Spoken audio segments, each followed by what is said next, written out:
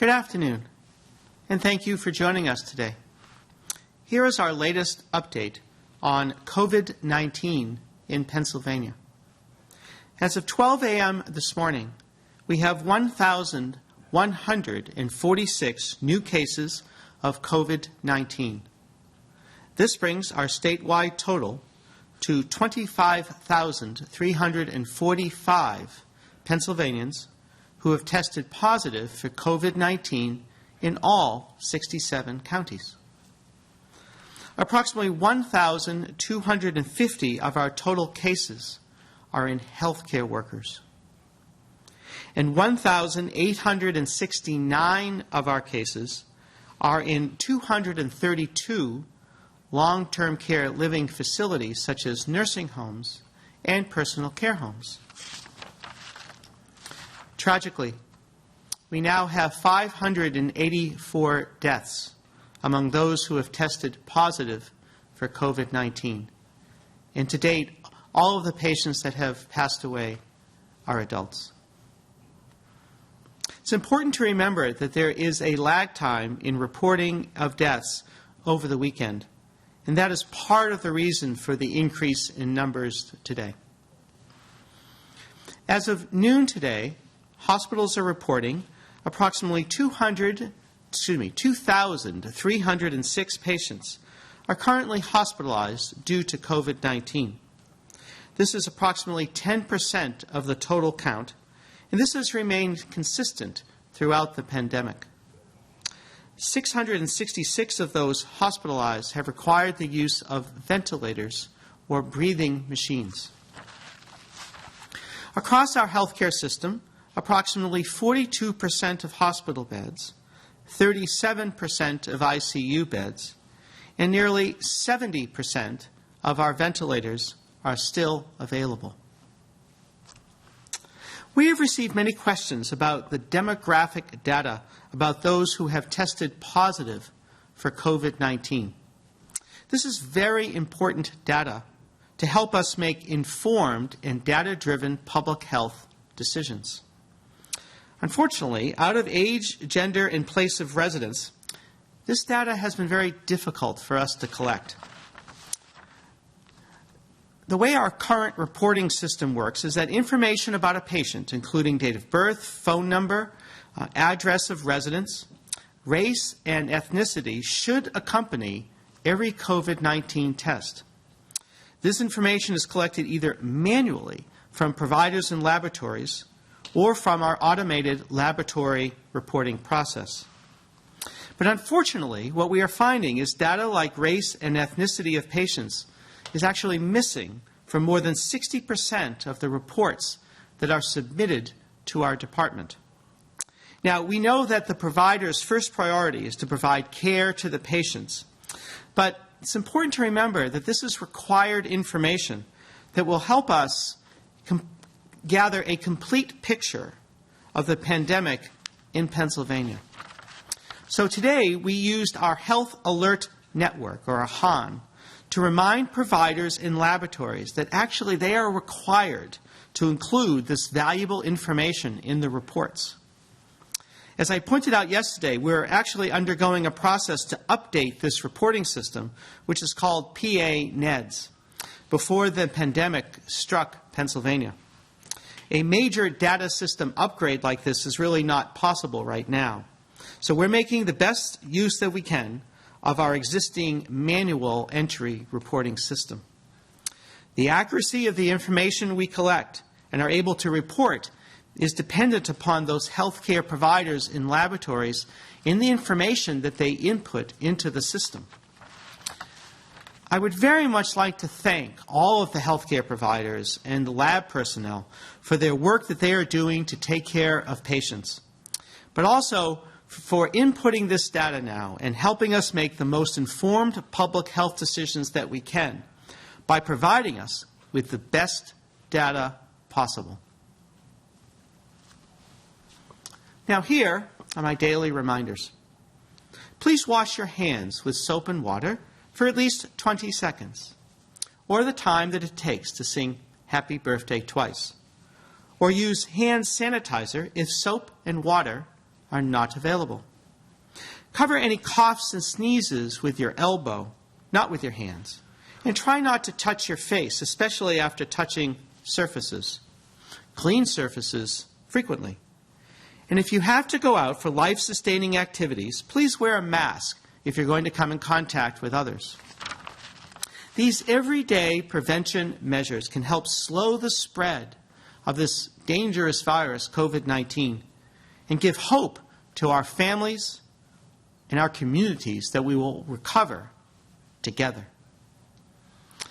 If you have questions about your health, please contact your health care provider.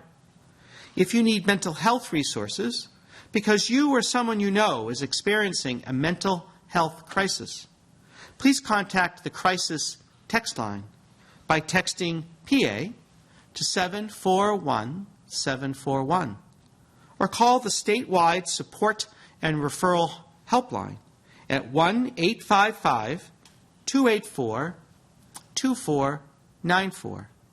Again, 1-855-284-2494. For the most reliable information related to Pennsylvania's response, please visit our website at health.pa.gov. And what is most important for Pennsylvanians to remember is stay calm, stay home, and stay safe.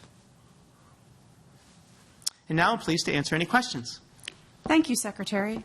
From the Carlisle Sentinel, is the Department of Health sending out employees to investigate complaints, COVID-19 related or not, at long-term care facilities, or are those on hold?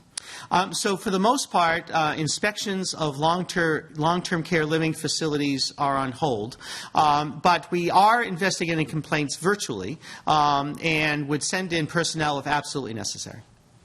And then as a follow-up, what options are there for long-term care facility workers who need immediate action on dangerous situations at their workplaces that aren't being handled by ownership of the facility? Well, I think that the first thing to do would be to try to reach out to the facility and try to correct the situation. But if that's not possible, we do have an anonymous complaint line for our nursing homes, and workers or anyone could call that anonymous hotline.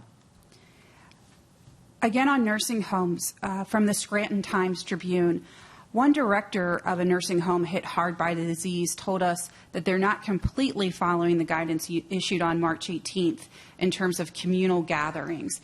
He said the reasons include that there are people who need assistance dining in a communal room, and some dementia patients are placed in a common room for part of the day.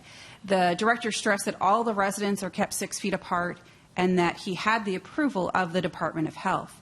Are these acceptable exceptions to that guideline that the department issued for the long-term care facilities? Well, so the guidance that we issued is very important, and for the most part, we expect facilities to comply with that guidance, as well as the guidance of the Center for Medicare and Medicaid Services in Washington. I'm not familiar with this specific case and whether they received any special instructions for the Department of Health, so we'll have to check on that. But certainly, overall, we would expect facilities to comply with the guidance. As a follow-up, Scranton Times would like to know how many nursing homes are now working with ECRI.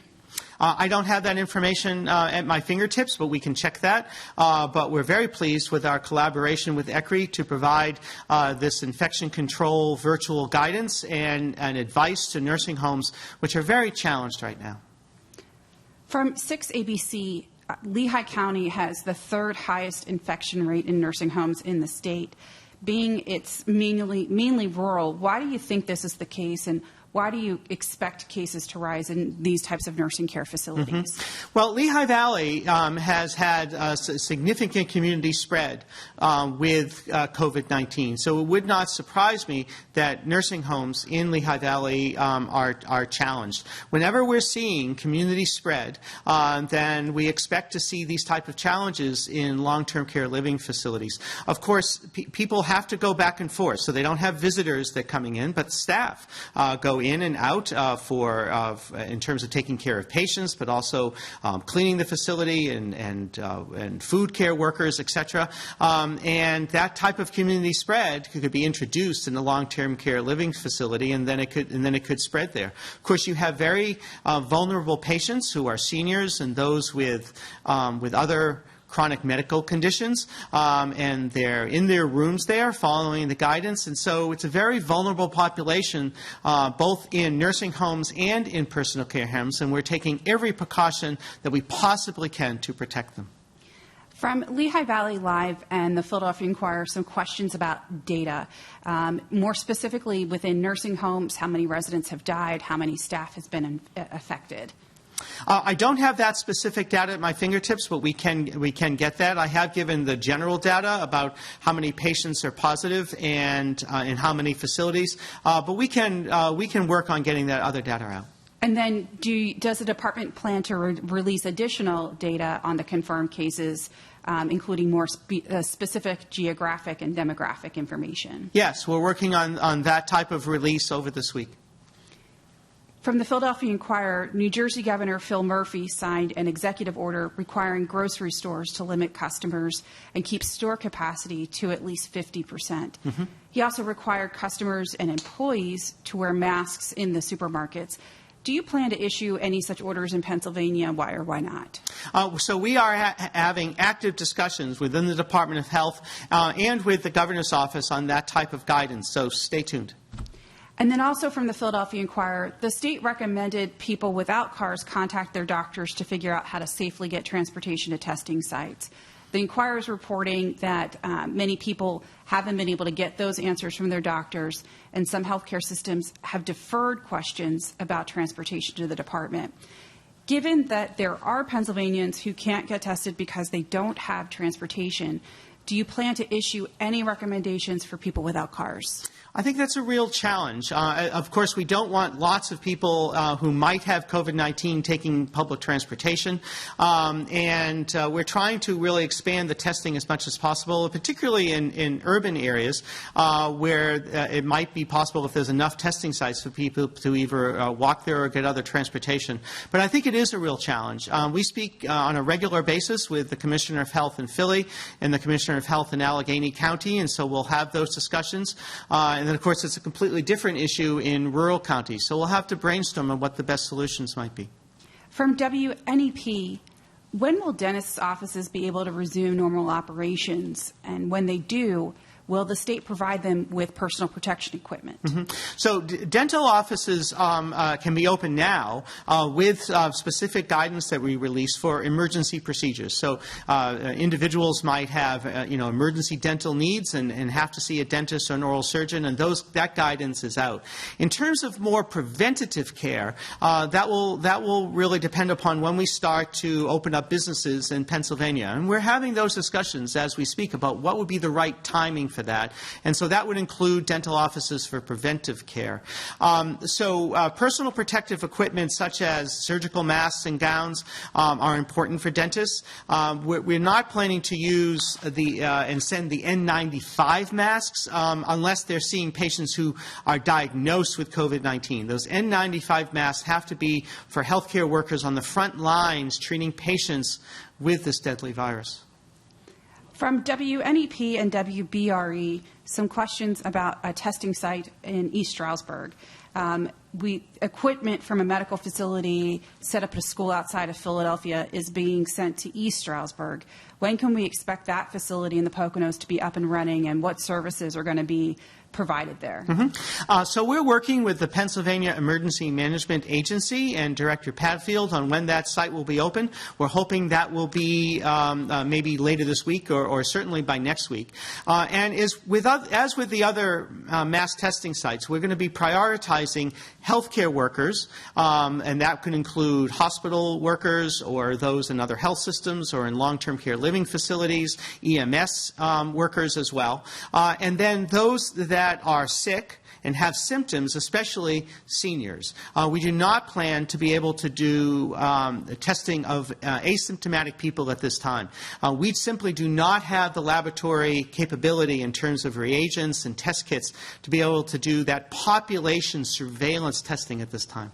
So as a follow-up, which was actually WBRE's follow-up question, was about the drive-through testing in Luzerne. In terms of the East Stroudsburg location as an alternative care facility, could you talk a little bit about that? So we do plan in East Stroudsburg to build up an alternative care facility. So this is to take care of patients with COVID-19 that are getting better. They're improving, but they're not quite ready to go home yet, and so we'd be able to decompress the hospitals with those patients. I don't have a specific timeline of when that would be open. A lot of it will depend upon how stressed our hospitals are with patients with COVID-19, but we're getting that test site ready, care site ready, as well as the site in Philadelphia. From WPXI, do you see the need for antibody testing to be in place before sections of the economy can reopen? No. I think that it would be very helpful to have antibody testing be available, but it's not available at this time. There is one test that has FDA approval, but it's not readily available to get. There are some other tests that are being evaluated by the FDA, and when the right test is available, we will be getting that test for our laboratory in Exton, and then we'll work with hospitals and health systems to get the tests or a different type of serology testing, and then commercial laboratories. But the timetable of that is uncertain, and we don't want to wait in terms of when we might start to release the stay-at-home order or start to open businesses. So and it would be great if all those tests were available at that time, but I'm not sure they will be.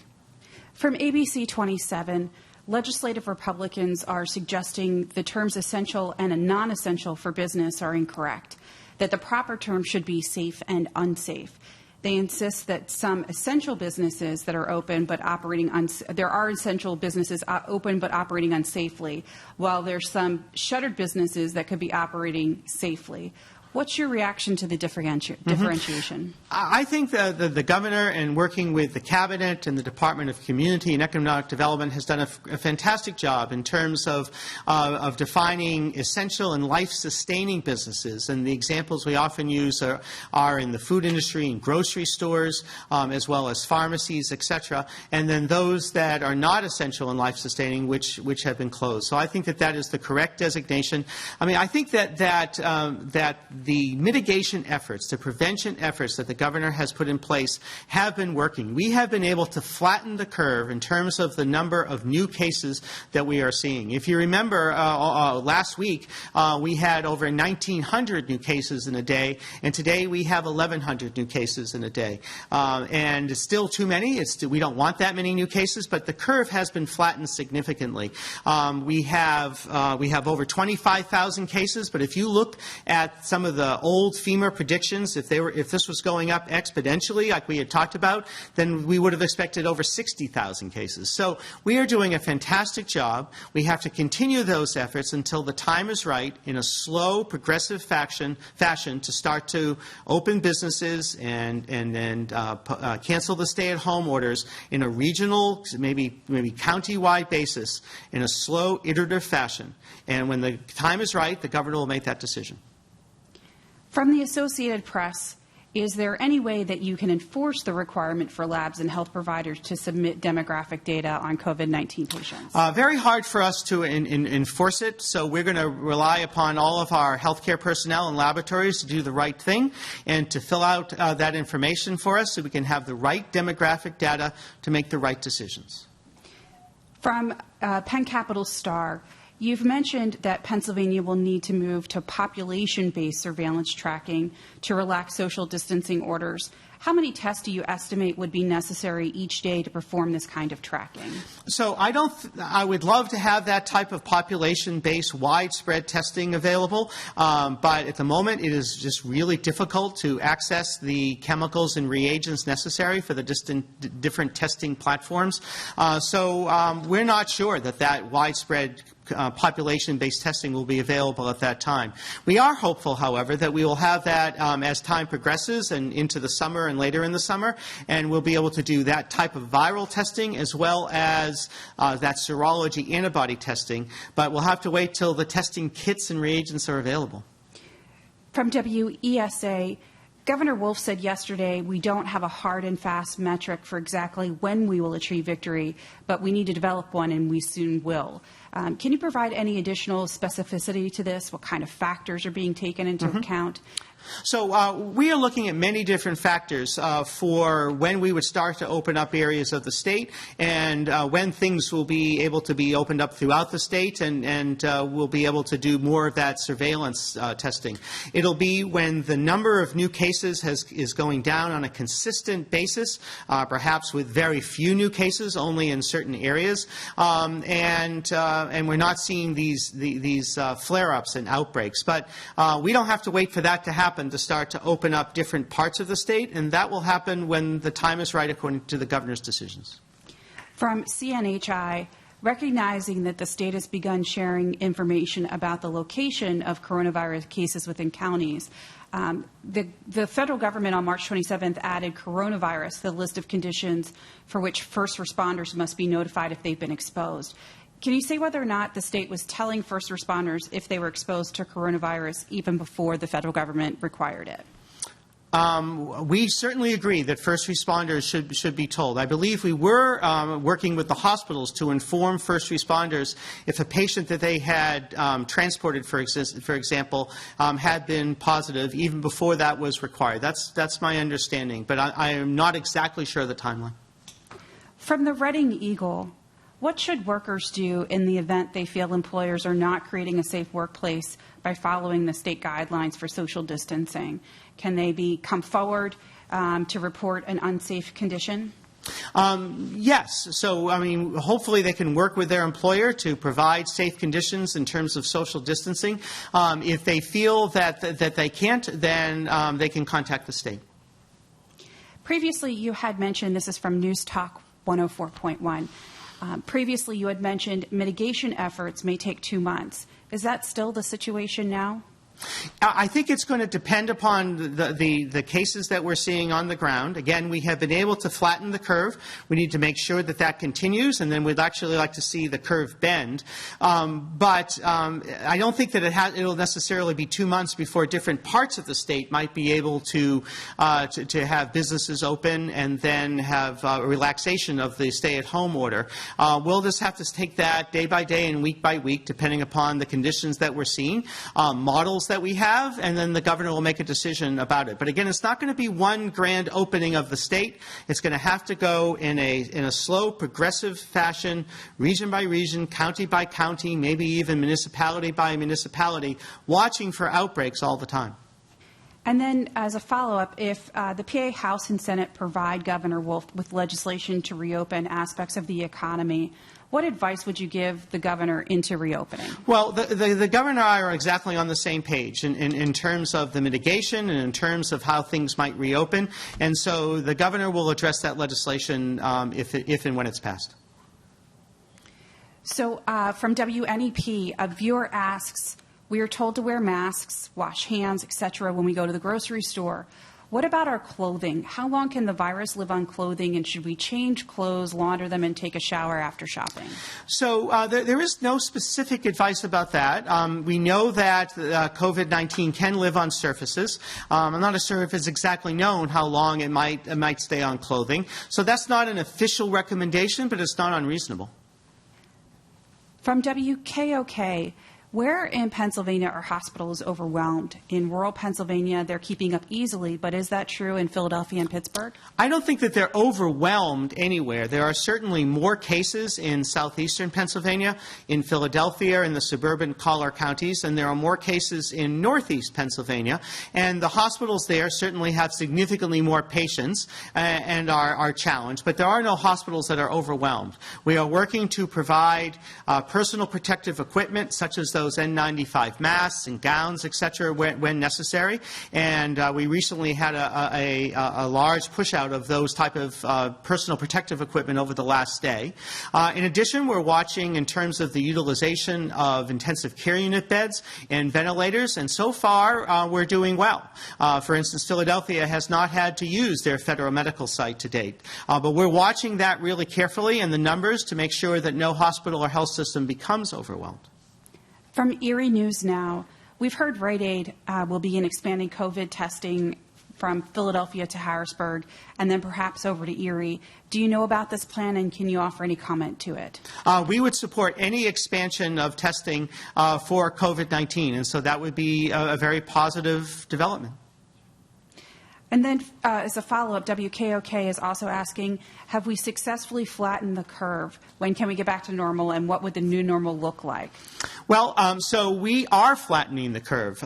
We have had a significant decrease in terms of the number of new cases that we are seeing per day, and in terms of the total number of cases compared to that previous exponential rise that we are seeing. And so as we are continuing to watch that really, really carefully, continuing to watch for a potential surge of new patients, then the governor will make decisions about about each region, each county, and perhaps even more granular than that about when businesses can open and when the stay-at-home order can be relaxed. So it's going to be in a very stepwise, progressive, careful fashion. From the Tribune Review in Pittsburgh, Allegheny County has continued to see a relatively low number of cases compared to other areas with the same population. Has the department been watching these numbers, and what do you make of them? So we have been watching these numbers very, very carefully. And as I mentioned before, we have a daily phone call with Dr. Bogan, who's the health commissioner of Allegheny County. I think they're doing a fantastic job in Allegheny County in terms of their mitigation and in terms of their testing. And we hope that that trend continues and that they are able to not see any type of outbreak or significant rise in cases. From Fox 43, it seems like the number of tests given every day has been decreasing. On April 7th, you reported more than 7,400 test results, both positive and negative. Today's numbers show about 3,839 test results. Why do you think that is? Are less people looking to get tested, or tests not available? Well, I think that we are seeing a decrease because the mass testing sites in Philadelphia and Montgomery County closed. They were producing a significant amount of tests. And then the one in Philadelphia is being compensated for, and we are going to reopen the one in Montgomery County. And as I mentioned before, we're going to open a testing site in the Northeast as well. And we're going to continue to encourage more people to get tested, and we need to make sure that we have the reagents and chemicals necessary for that testing. As a follow-up, you mentioned flattening the curve, but when you compare the number of new tests each day compared to the number of new cases, the percentage has stayed pretty much the same and maybe gone up a little bit. Would this still be flattening the curve, and do those percentages hold weight? So it is still flattening the curve because, as you said, we're not seeing a smaller percentage of tests that are positive compared to the number of tests we're doing. So I really am very confident that we are flattening the curve, but we certainly want to see more widespread testing in Pennsylvania. WGAL would like to know if we believe that April 9th was the peak, since we've been seeing a downward trend since then. We'll only know that in retrospect. If you look at the University of Washington models that they just updated yesterday, they're saying that the surge is later this week in terms of our needs for the healthcare industry, as well as in terms of deaths. We'll see of how all those models play out. Again, we follow many different models. The University of Pittsburgh model, a model from Penn, the model from the University of Washington. We see models from FEMA and the federal government, and we put all that together in terms of our estimates. But we're very pleased with the flattening of the curve that we have seen, which has saved lives. As a follow-up to your earlier remarks about nursing homes from the Carlisle Sentinel, they're asking, how does a virtual investigation of a complaint work? Well, so our team would be calling the nurses at the nursing home and discussing their testing, discussing the positive cases that they have seen, and then doing and getting into a lot of detail and doing a deep dive in terms of exactly where those patients were, what staff might have been exposed to those patients, what type of personal protective equipment were being worn, and then they'll kind of map out a strategy for infection control that that could include moving staff, could include cohorting staff and patients, and many different factors. They want to make sure that all the staff are trained to use personal protective equipment if necessary, and they can even do virtual tours with the staff of the facility to get really granular in terms of what the needs will be. And so we're very proud of our staff as well as the ECRI staff and the consultations they have done with long-term care living facilities. We'll do everything we possibly can to protect this very vulnerable population. Our last question is from WPXI. The Smithfield food plant in Arnold has 6 employees that have tested positive for COVID. What's your guidance regarding food safety since these workers handle food? Is there any potential danger to the public, and should the plant potentially close? Well, we do not feel that there's any potential danger to the public, but it is very challenging in the food preparation industry. And there was a plant that closed actually, I believe, in North or South Carolina, Dakota. And so we want to make sure that people have food. It's absolutely an essential to life, and it's certainly an essential industry.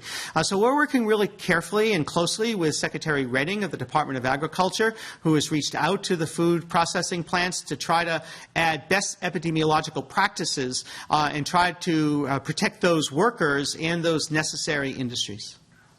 Thank you, Secretary. That concludes our briefing for today. Our next briefing will be tomorrow.